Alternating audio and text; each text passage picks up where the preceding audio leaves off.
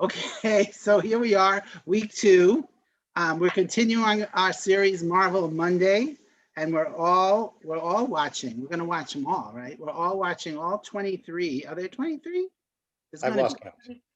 22, but 23 is Black Widow coming up soon. In the order they were released, and we're up to MCU number 2, The Incredible Hulk, which is also from 2008, which Iron Man was from last week. We're still in phase 1 of the MCU. Here with me is Amy Goldman, a newbie like I am, Joel Fenster, our quasi-expert on things, and Mark Gartner, who is here, he warns, more prepared than he was last week. And we have Andy King with us too, who is a big fan of the MCU as well and watched all the movies last Christmas. That must have been the whole vacation. You must have done nothing else but watch movies. All right, so, and the 4 of us have seen The Incredible Hulk just recently, like in the last 2 weeks. Annie. Did you see it too? 4 of us, you said. Yeah, all 4 of us. She watched it yesterday. Oh, Anne, you watched it yesterday too? Yeah. Okay, so we've all seen it recently. And we have a special Hulkamania guest here today. So let's, this is Luna. With her Hulk smash, she is not Hulk cooperating. Do they ever cooperate? Is that great? Yeah, you can see it there. Oh. There we go. I also got this. So there. I don't have anything.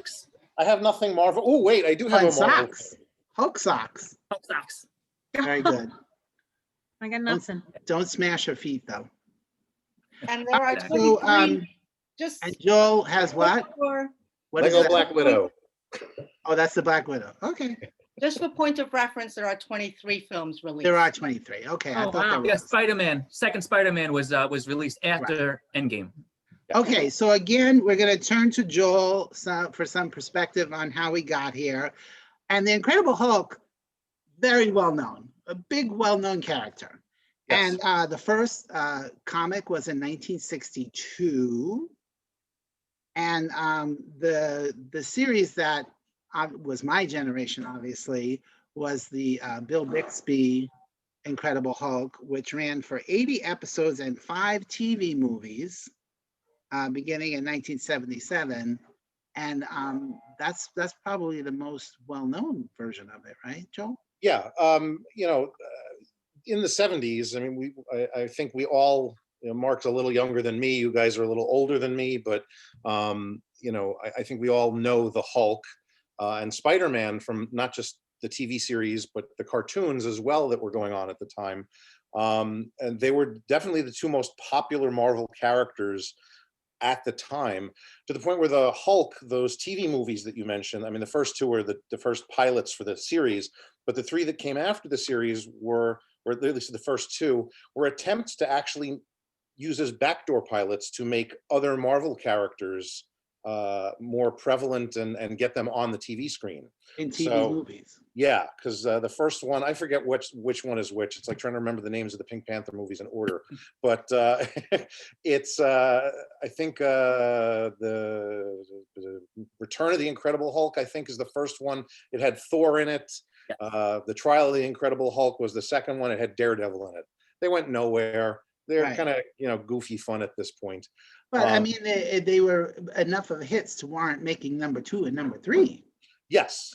So- And they were planning a number 4, from what I understand as well, but unfortunately, Bill Bixby passed away, and that kind of put an end to all of that. Damn him. Yeah, which then takes us to the 2003 Ang Lee Right. Hulk. Which we were warned not to watch. We were I watched- specifically told not to watch it. Yeah, and I watched it anyway because that's who I am. Because yeah, it's interesting. I mean, on a very basic level, the film's like at least half an hour too long, and it's like watching a Chekhov play because it's a lot of talk. But I think the thought was to make it a more sophisticated thing Sure. that the adults would want to see Of and get course. away from the animated Hulk idea. So they were trying something, and obviously it didn't really work very well. Well, And it you know, works to an Joel, right extent. now your hallway looks very hulkish. Yeah, that's actually yellow paint. It's just the lighting. It looks green. Solid green. All right, so then we get to the one that we watched in 2008, The Incredible Hulk, and the producer Gail Ann Hurd, who was once married to James Cameron, calls this a requel because she says it's a remake, it's a sequel, it's a requel. Yeah, And so instead of going all over the origin story all over again, they like do it in like a 5-minute opening credit thing. And you get the basic idea with the gamma radiation, and Stark Enterprises is mentioned because they did the serum, the Captain America serum. Stark. yeah. Here's the question becomes: is knowing that Mark, Annie, and I have seen everything, and the two of you have not. You know, where does this discussion go in certain aspects? Because Right. We don't want any spoilers. Exactly. All right. So then even Nick Fury gets a shout out in that opening credits. Mhm. And then it says Days Without Incident 158. And then we're in Brazil and he has to learn Portuguese, which he doesn't know very well. All right. And the cuteness of the TV screen, and we see Bill Bixby in courtship of Eddie's father. And then we have this whole incident with the his blood. He cuts himself very conveniently. It falls into the machinery in the factory he's working, and the blood gets on the bottle. This is all like in the first 10 minutes. And that bottle gets shipped off to America, where, Aim, you want to tell the rest of it? Well, of course, Stan Lee drinks it and passes out. Immediately. Yeah. Yeah. Immediately. Like Goes that one down little drop. into his stomach and boom. Boom. One And little of course, drop. You know, Stan Lee, which, whatever. I appreciate it, but you know. All right. So then, but it was cute. It was cute. And then, and once again, like Iron Man, our hero is brilliant, but this time he's a scientist and not whatever the hell Stark is. What is he? An inventor? Yes. All right. Let's talk about the cast. So then the director wanted Mark Ruffalo, I read, and then they talked to David Duchovny, Matthew McConaughey audition, but we end up with Ed Norton, which is probably the first error that they made. Yes, was casting him. Because not only, go ahead. I was just going to say, I also read that they did offer the part to Eric Bana again to continue with it, but he declined. Oh, okay. Didn't Because hear I that. thought here they are, they're like, that movie was a bomb. We're going to distance ourselves from that. Because Sam Elliott was like, I'm ready to do it again. And they're like, we got Bill Hurt. We're okay. So, Which is unfortunate, but right. So Yeah. Norton was approached for the Ang Lee version, and he said no, because he didn't like Ang Lee's vision of it.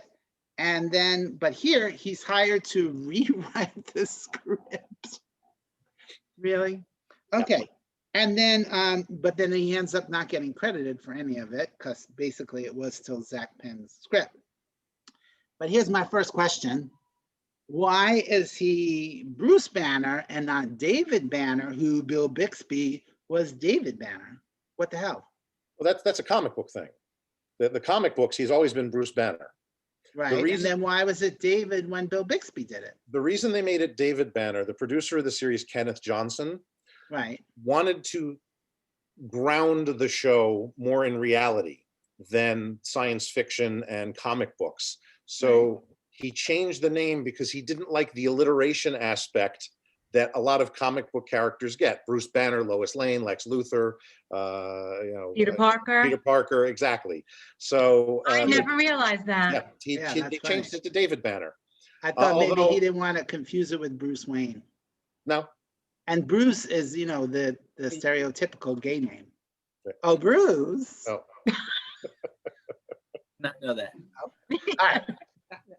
I just thought it was a All right, Monty so then- Python thing. So So then, so this is a rule. Mark, if you really want to get in shape, do a Marvel movie because they make you work out. Even Ed Norton looked like he worked out a little bit. Okay, so William Hurt gets cast as the general, and God love him, he's trying so hard to be a comic book general.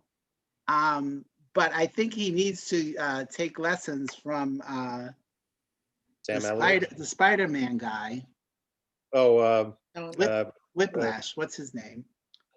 real blanking on it. Yeah, He played He- J. Jonah Jameson. He was in. yeah, I've done this is like the fourth time I've forgotten his name. It's J.K. Simmons. right. So Oh, J.K. I love Simmons him. in Spider-Man is the perfect comic book. Yeah, Yes. Okay, so Sam Elliott played it, but okay, so except there are two cameos, Mark, right? That are repeated from the 2003. Do you want to tell us? Lou Ferrigno and Stanley. And Lou Ferrigno is playing exactly the same part. Because he was a security guard in the other one, and he's a security guard here. And we get Liv Tyler instead of Jennifer Connelly, but she's huge with the fanboys because of Lord of the Rings. And Yeah. it said she agreed without even reading the script. Maybe she should have read it. And then Ty Burrell, before Modern Family, is Betty's new boyfriend. And I read that he's actually another comic book character, Yes, Doc Samson. Doc Samson, who they did nothing with that. No, there's a lot of things missing from the Hulk family origin stuff in there, but it's fine. Okay, so They'll bring him back Tim Roth is Emil Blonsky, a Russian, but with a British accent. But he works for the US. And then when they're trying to capture the Hulk, he shoots the dog, so you know he's evil.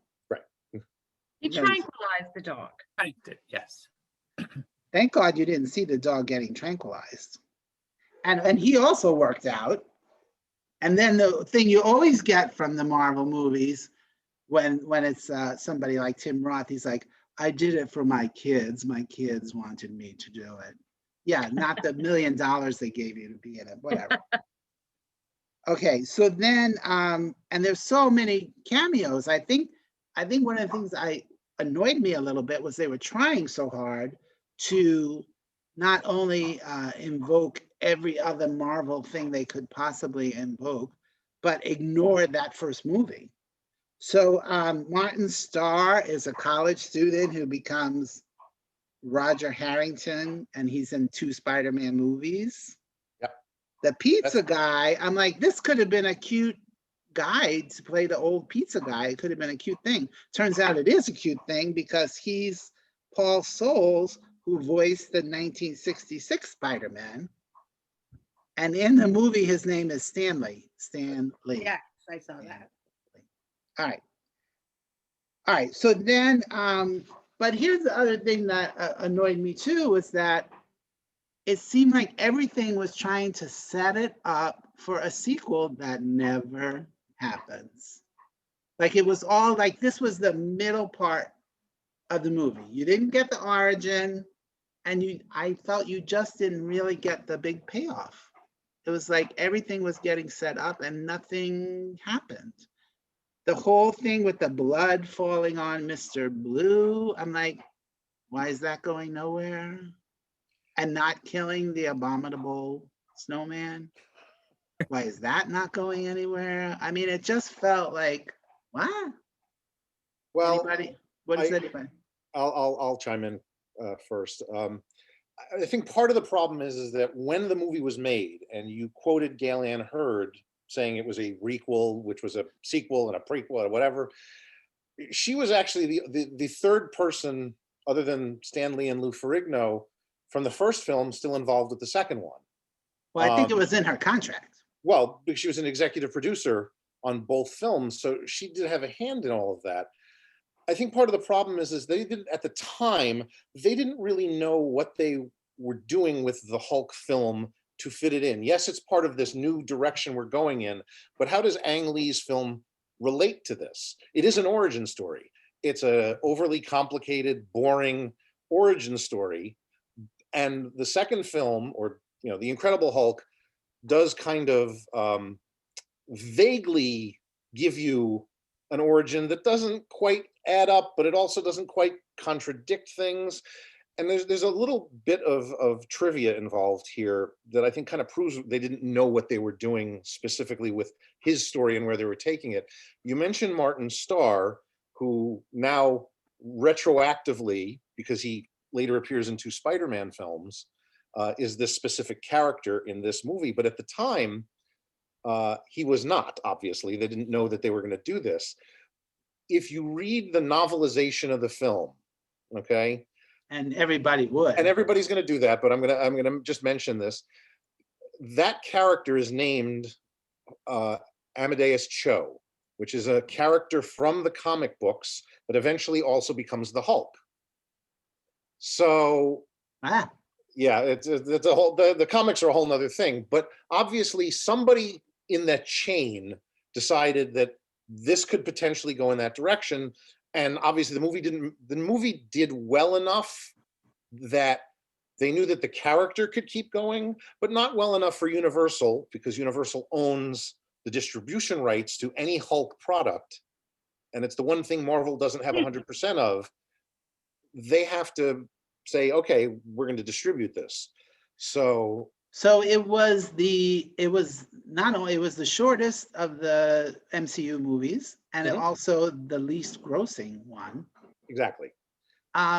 But if Universal owns the Hulk, then how is he in all the other movies? Well, it's Universal owns the distribution rights to A Hulk Hulk movies. movie, Yeah. but he can be in other things. Yeah, they can use him in whatever they want as long as it's not a Hulk-centric movie. So- And I remember mentioning that on Facebook when I watched Thor Ragnarok over the summer. And I think it was that movie where they had the Hulk, right? And he was absolutely adorable. And I had never seen Mark Ruffalo. And I said, oh my God, I need a movie. And that's when Joel, you said it's Universal. It's not going to happen anytime Right. soon. I was like, no, Amy Smash. However, Mark Ruffalo's adorable.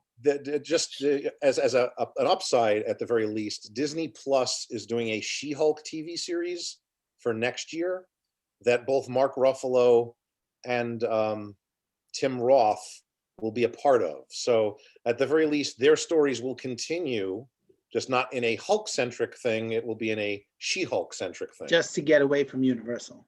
Yeah. All right, Wow. so going back it to the was- movie. Go ahead, Mark, what? I was just going to say that's one thing I written down. I guess it was Universal then that put the movie out, because I think they screwed. That's part of the reason that it made little money is it came out about 5 or 6 weeks after Iron Man 1. Yep. And if Iron Man's the first big comic book movie, it came out in May. That's a big summer thing, and most people aren't big nerds like us. I'm not going to go see a second comic book movie Right. a month later. It So I was think that competing- really It was competing, yeah. Yeah. All right, so going back to the movie, so it seems like 200 is his breaking point on his Fitbit thing, 200. And then, right, we find out that when he goes to start making out with Liv Taylor, that he can't really do it because he'll go He over gets the hot and bothered. 200. Yeah, he'll go over the 200 and turn into Hulk, which may not be a horrible thing, but that would make any man angry, right? I mean, that's a tough one. All right, so that is a tough one. there's another. I know last week you said you just have to accept it. It's the comic book world, and but they never explain how Mr. Green found Mr. Blue in the first place. He's already corresponding with him. Who knows where the hell he got him from? And he completely trusts him enough to send him a vial of blood through the mail, even though he knows that it's Hulk blood and it could be very damaging if it fell in the wrong hands. But he sends it to Mr. Blue. But how did he find him in the first place? What the hell? We just assumed they knew each other? I just figured it's from the comic books and they Yeah. didn't need to explain it to us. 'Cause Again, the it's one nerds of, would understand and the rest of us would say to our nerds, hey, nerd, who is this? You Hey, know. nerd, who is this? okay, so Annie, did you know who he was? No. I mean, you just accept it. Okay, fine. He knows Yeah. him from some other thing, but No, I think it's because he is a very intelligent scientist and he scoured the interwebs and somehow came up with this. so you Maybe think did research. he didn't know him. He just, Oh, they never met before. When They they never when they met. meet on screen, they were like, "Oh, you're Mr. Green." Mm-hmm. that's a little crazy if you ask me. Well, look, everybody in the Marvel universe, in the MCU, knows who Bruce Banner is. He's the smartest guy on screen right now. So, Smarter than Tony Stark, oh yeah, because he was pretty brilliant. he was. But I think you'll find out. Anyway, All right, so wait, I have another thing about when we're in Brazil and we have that whole Brazilian chase. Why do we need that? For the near nudity, by the way, that's one of my pros for the movie. It's the closest we get to a topless scene in the entire MCU. I was a big fan. I forgot Yeah, about that part because too. they're definitely gonna run right into the girl who's the girl from the factory, and he runs not the right same back to girl. the factory, where of course what they know he works there. Anyway, so then we get to another chase when he gets back to the States. I'm like, one chase would have been enough.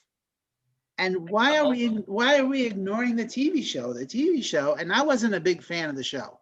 I would watch it sporadically Friday nights at 8:00.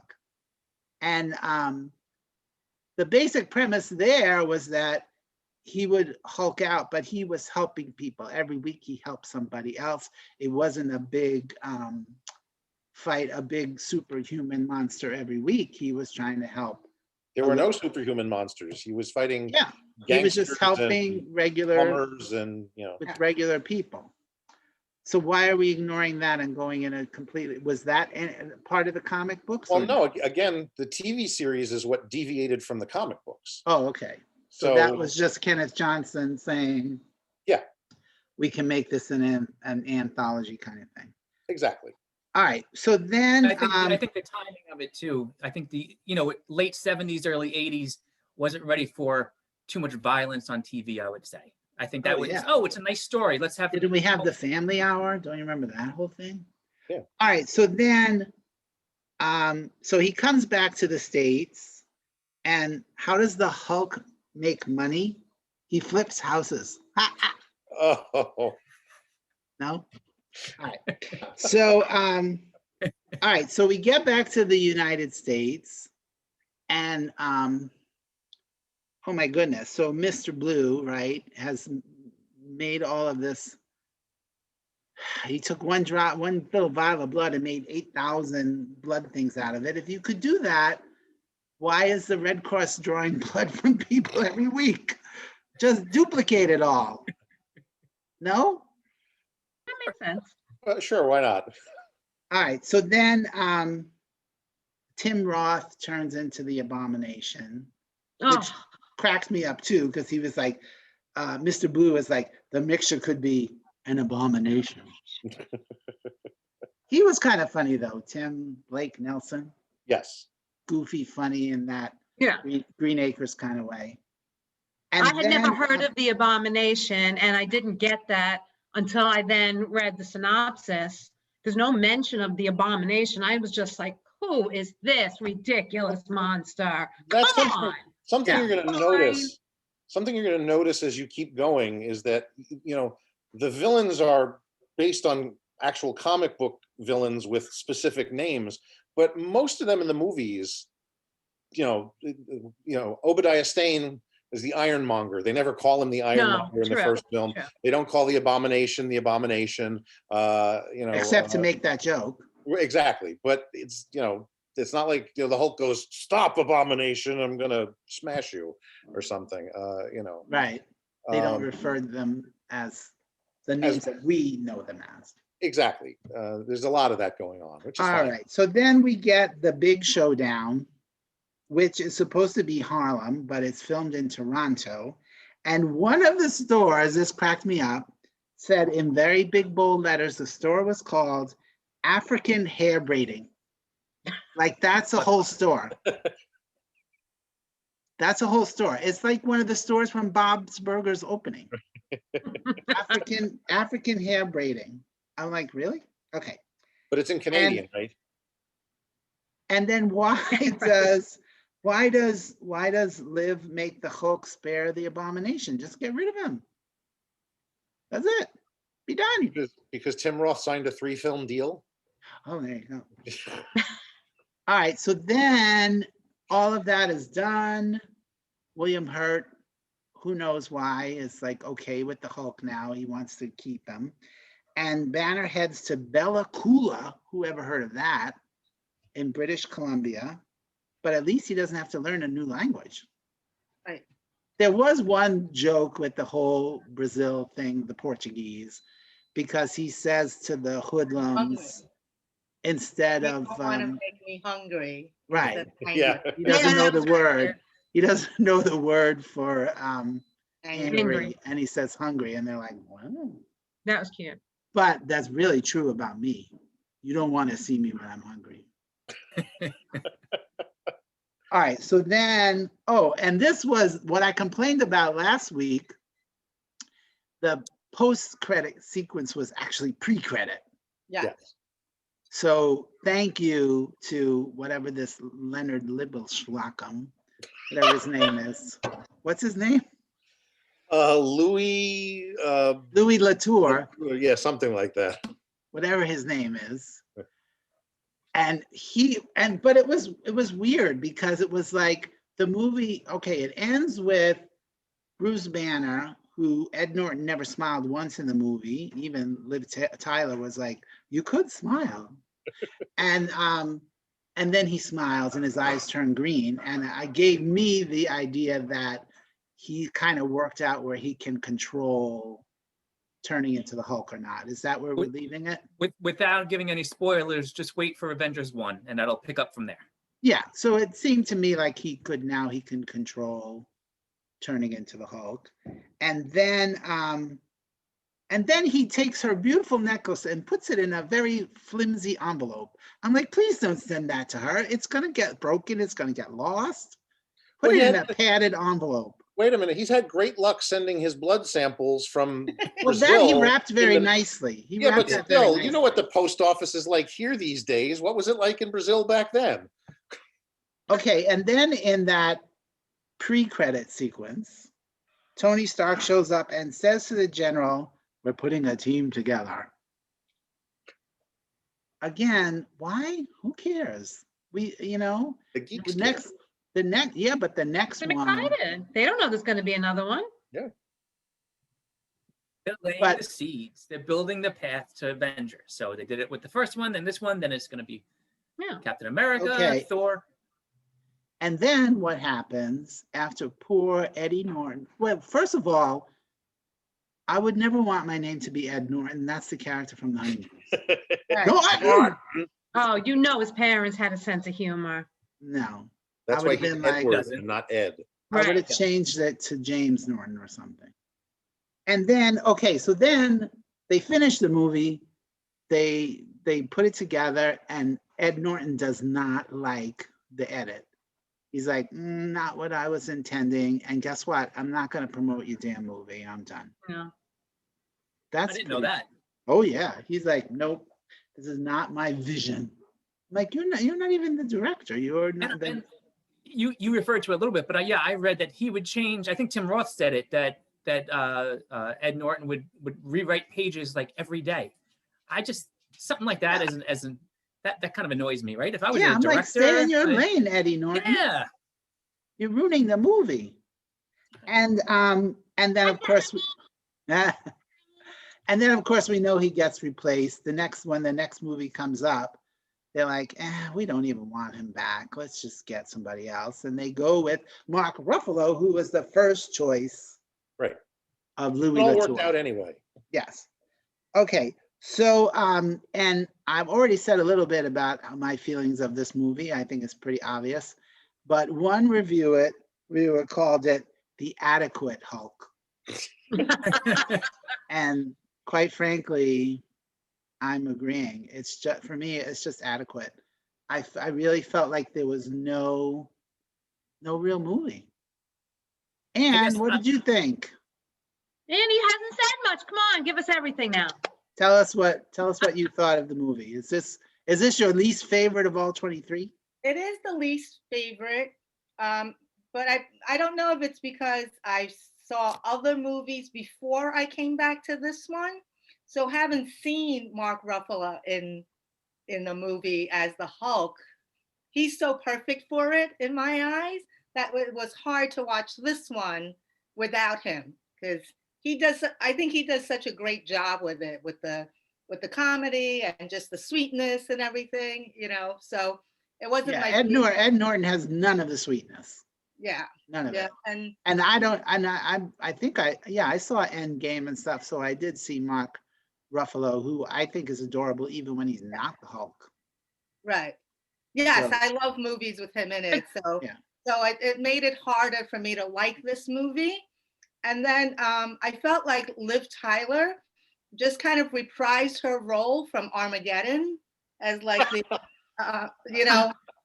Yeah, a little bit. bad, like kind of Oh yeah, that was a big reveal. Because at first she calls him General, and then all of a sudden she goes, Dad. yeah. You're like, oh wow. Jesus. Yeah. Christ. Yeah, So- but we knew they had the same last name though. I don't know that I paid attention to that. No, I Yeah. remember She said- seeing her name as Betty Ross and I was like, Right. why would her name be so close to Betsy Ross? Yeah. So, Another comic- Joel and I comic would have book, known that though. Yeah. another Right. comic book Yeah. alliteration thing. yeah, So Yeah. Anne, no to this. How many stars do you say? out of 4. Out of 4, yes, out of Out 4. of 4, 2. All right, 2 stars from Mark. What do you think? So 2.5. Did we cover all of your notes? I got a few more, but all I'll say, I'll cut it down a little bit to just saying that, let's see, what do I have here? I did like a lot of the references that they made to the 70s show, including, and I missed it. I have to go back and rewatch it. When he's walking around that marketplace after he shows up in supposed to be Mexico, but the woman is speaking Portuguese still, and that's Right, one of the right. goofs. Right. There's the Lonely Man theme Yep. song from The Incredible Hulk, yeah. where he would always end Yeah. with the hitchhiking, and I did Yeah. not catch it, so I have to go back and rewatch it. That's why I still have my copy. I didn't take it back to the library yet. I actually duplicated it and put it on my computer. But I think I'll erase it now. Now that Anyway, you've announced the I liked it better clarity than you did, Frank. I thought it was good. It was definitely so much better than the original Hulk. Sorry, the Hulk from 2003. But I would have to say I liked it better than Iron Man 2, which is next week's movie. So Oh, sorry, guys. no. I don't know how that's going to be for you guys. But it's definitely in the bottom 3, probably tied with the second Thor, which is How many stars out of 4? How many stars out of 4? 2.5. 2.5. Okay. 2.5. Goldfuck. I've been leaning since I saw it and was going so much, especially when we had 2 movies now back to back with our fighting soldiers in it, our good guy soldiers and the government. I was like, oh God. The government. The government. But I still was leaning towards 2.5 the whole time. Yeah. Yeah. I mean, I didn't hate it, but I don't need to see it again, but I didn't hate it. Ever. 2 is really low for me. Yeah. Joel? It's a 2-star for me. I actually, having watched Ang Lee's and that film in the same day, just for, I'm a masochist, I guess. As much as Ang Lee's film is boring, plot-wise, it's beautiful to look at.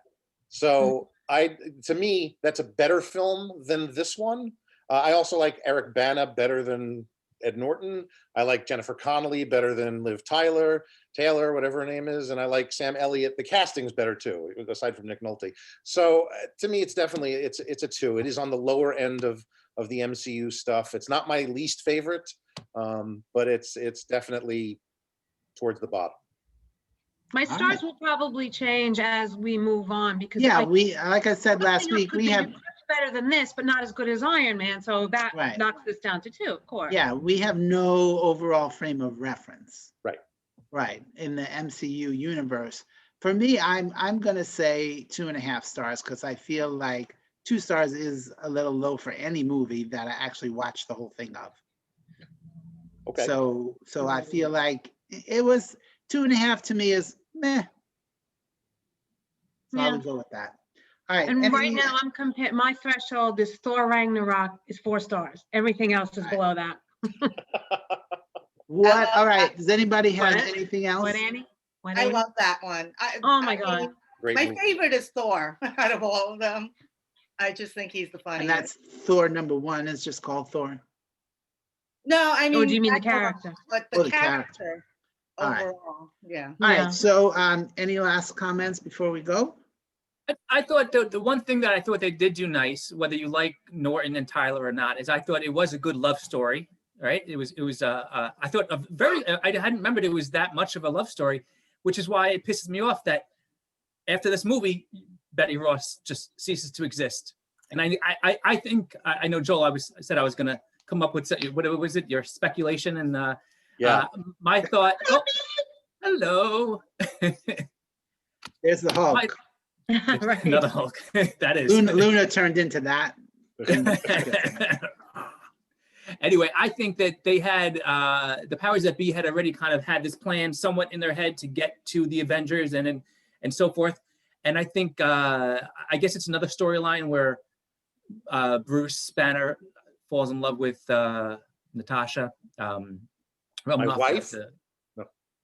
the Black Widow. Oh, And I guess that's where that's where they went with it. But it just kind of pissed me off that just they never refer to her. She doesn't exist. She's never shown up again. It's a little weird. Well, I did think when I was watching it that it was a little evocative of King Kong to me with her and the Hulk. I don't know why. I just, like when he reached out his finger and I'm like, this definitely reminds me of King Kong.